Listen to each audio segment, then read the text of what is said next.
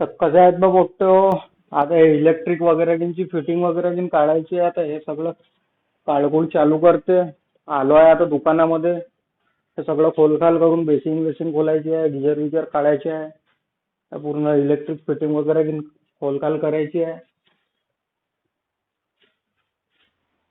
तर चला आता काम वगैरे जी चालू करू, पटापट खोलखाल करून सायंकाळपर्यंत घरी वापस निघू. तर आता गिजर वगैरे जी झालेलं आहे काढून. तर हे थोडीशी नळ फिटिंगची जे टंकी वगैरे जी नाही, सिंटेक्स वगैरे आहे, त्याचे पाईप वगैरे जी कटकुट करून, मेन लाईन पण आहे, मेन लाईनचे वायर वगैरे जी काढायचे ते पण बंद करून टाकू. मग नंतर इलेक्ट्रिक फिटिंग चालू करू. तर चला पहिले टंकी वगैरे जी कट करून.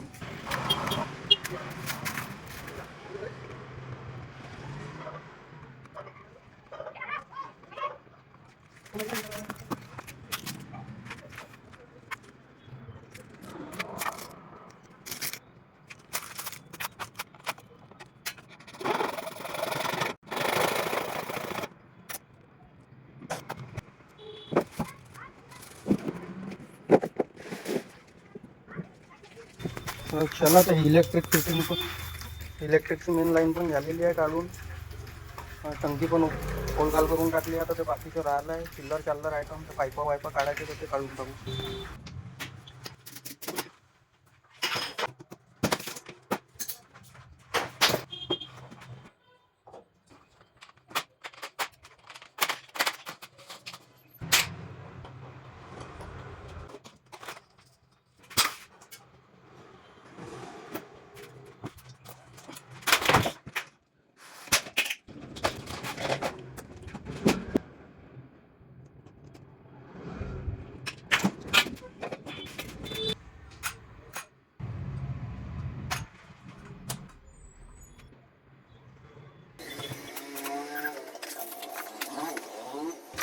तर मित्रांनो, पूर्ण सामान वगैरे जे झालेलं आहे, भरपूर करून पूर्ण खोलखाल करून पूर्ण बघू शकता. आता पूर्ण सगळं सामान वगैरे जे पूर्ण एका जागी जमा करून ठेवलेलं आहे मी.